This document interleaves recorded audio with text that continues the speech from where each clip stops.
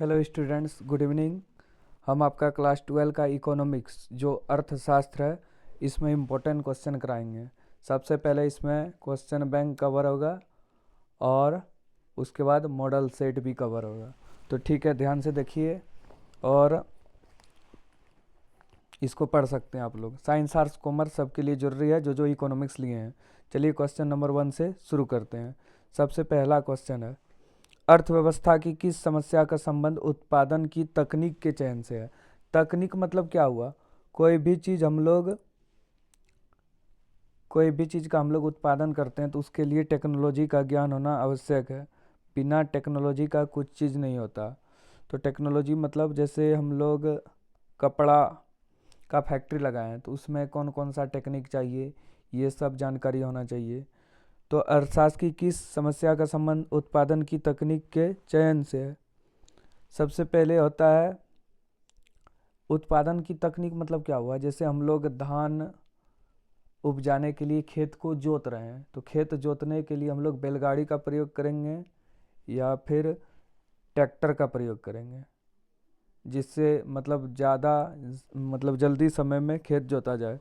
तो ये हो गया कैसे उत्पादन किया जाए। यही है उत्पादन की तकनीक का संबंध। कैसे उत्पादन करेंगे ताकि लागत कम हो, जल्दी से काम हो जाए, यही है। किसी वस्तु की मानवीय आवश्यकता को संतुष्ट करने की क्षमता को क्या बोलते हैं? उपयोगिता। उपयोगिता माने क्या है?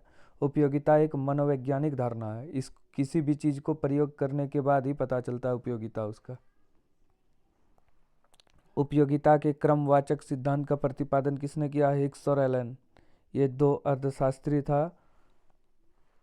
निम्नलिखित चित्र प्रदर्शित करता है। 4 नंबर जो चित्र है ये क्या प्रदर्शित करता है?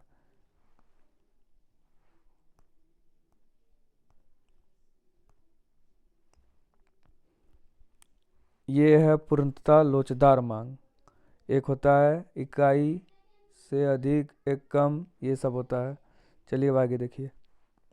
उपभोक्ता की आय बढ़ने पर किसी वस्तु की मांग क्या होती है? मांग घटती है। तो कौन सी वस्तु की मांग घटती है? यहाँ विपरीत संबंध है आय और मांग में, तो ये हो जाएगा आपका घटिया वस्तु।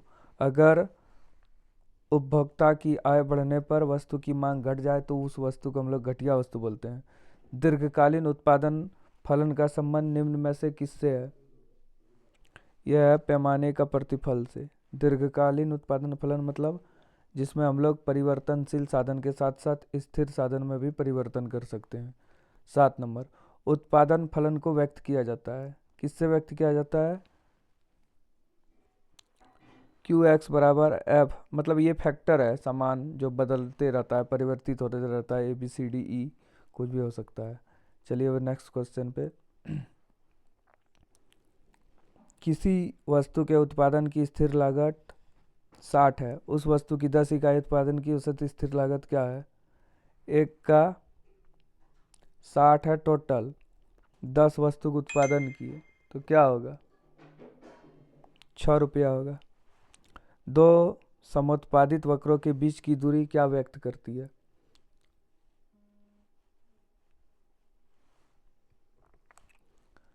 उत्पादन स्तर में परिवर्तन। दो समुत्पाद वक्रों के बीच की दूरी क्या व्यक्त करती है? उत्पादन स्तर में परिवर्तन। निम्न में से कौन सही है? हम लोग पढ़े हैं T V C plus T F C बराबर टी सी। तो टी भी सी बराबर हो सकता है टी भी सी बराबर T C minus T F C, वही है। तो ए नंबर हो जाएगा। उत्पादन की मात्रा में परिवर्तन करने पर किस इकाई में परिवर्तन नहीं होता है?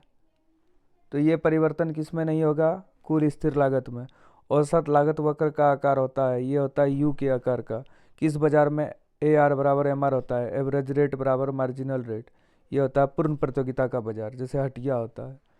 इनमें से किस बाजार में विभेदीकृत वस्तुओं का उत्पादन होता है?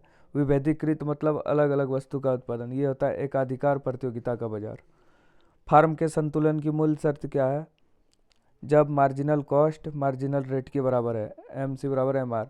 पूर्ति अपने लिए मांग स्वयं सृजित करती है, या किसने कहा? ये बड़ा बड़ा कंपनी के लिए प्रयोग होता है, सही होता है। जे बी से ये बोला कोई भी वस्तु की पूर्ति मांग की स्वयं जननी होती है, मैंने मांग स्वयं पैदा कर लेती है। जैसे बड़ा बड़ा कंपनी है, बिना कुछ कस्टमर से पूछे अपना चीज़ को लॉन्च कर देती है, बाद में वो अपने बिकता है, तो इसी को बोलते हैं। एक मुश्त कर लगाने से किसी वस्तु की पूर्ति पर क्या प्रभाव पड़ेगा? पूर्ति कम हो जाएगी, मतलब घट जाएगी। चलिए 18 नंबर क्वेश्चन, बाजार मूल्य को परिभाषित किया जाता है। बाजार मूल्य जो होता है ये क्या होता है? ये होता है अल्पकालीन बाजार, मतलब जो बदलते रहता है। अधिक की मांग की स्थिति में कीमत में परिवर्तन होता है वृद्धि होने से। अधिक मांग की स्थिति में कीमत में परिवर्तन होता है वृद्धि होने से। कीमत उस बिंदु पर निर्धारित होती है जहाँ वस्तु की मांग मूल्य और पूर्ति मूल्य बराबर है, उसी को बोलते हैं कीमत। जैसे कोई भी चीज़ का दाम दुकानदार 1000 बोला, हम बोले 800 और 900 में ले लिए, तो ये है विक्रेता का विक्रय मूल्य, क्रेता का क्रय मूल्य, मांग और पूर्ति मूल्य, इसी को बोलते हैं। The general theory of employment interest and money, ये जो बुक है इसको कौन लिखा है? ये लिखा है J.M. किन्स। GNP और NNP में क्या संबंध है? तो MNP जो है GNP माइनस घिसावट, स्टॉक चर का एक उदाहरण है। पूंजी ये स्टॉक होता है। राष्ट्र आय के आकलन में किसी वस्तु या सेवा का मूल्य एक से अधिक बार शामिल करना क्या कहलाता है? दोहरी गणना हो जाता है। निम्न में से किस वस्तु के निर्माण में गेहूं एक मध्यवर्ती वस्तु है? तो ब्रेड भी बनता है गेहूं से, चपाती भी, बिस्कुट भी, तो इनमें से सभी। मुद्रा का कार्य क्या है? विनिमय का माध्यम, मूल्य का संचय, मूल्य का मापन, इनमें से सभी हो जाएगा। मुद्रा का प्राथमिक कार्य विनिमय करना। 27 नंबर चलते हैं। किसने कहा मुद्रा वह है जो मुद्रा का कार्य करे? किसने कहा था? ये ब्रिदर्स कहा था कि नहीं? तो इसका पूरा नाम दिया है यहाँ पे, तो होगा हट्टल ब्रिदर्स। भारत का केंद्रीय बैंक कौन है? RBI, मतलब भारतीय रिजर्व बैंक, RBI, इसी को बोलते हैं reserve bank of India, Hindi में भारतीय रिजर्व बैंक। केंद्रीय बैंक का मुख्य कार्य क्या है? केंद्रीय बैंक सरकार का बैंकर, एजेंट, बैंकों का बैंक, नोट जारी करना, इनमें सभी। 1 रुपए के नोट को छोड़ के सभी प्रकार के रुपये और सिक्के को डालने का काम RBI करता है, माने केंद्रीय बैंक। उपभोक्ता फलन C बराबर A+B/Y में स्वायत्त उपभोग क्या है? स्वायत्त उपभोग क्या है? तो ये होता है A, इसमें स्वायत्त उपभोग A है। आगे चलिए 31 नंबर। मंदी वह अवस्था है जब अर्थव्यवस्था में क्या आती है?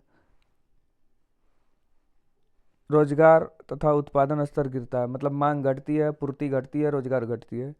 किसी अर्थव्यवस्था में यदि MPS 0.2 है तो गुणक का मान क्या होगा?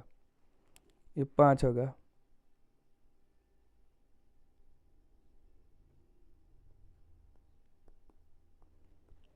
एक बटे MPS होता है, कटेगा 2 5 10, ठीक है। निवेश गुणक क्या है? 33 नंबर।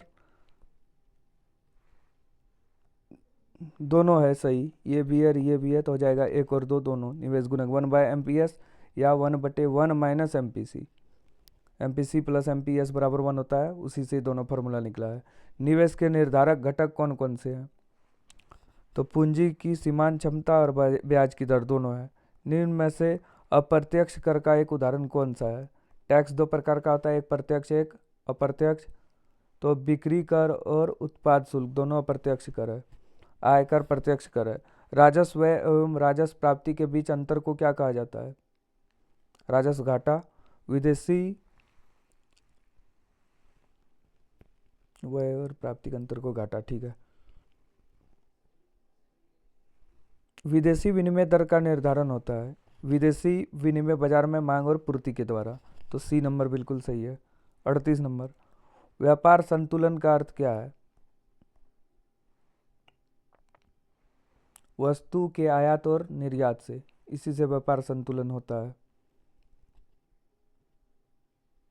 वस्तु का आयात और निर्यात जब बराबर है तो व्यापार संतुलन होता है। इनमें से कौन सा मद भुगतान संतुलन के चालू खाते का एक घटक है? तो वस्तुओं का निर्यात।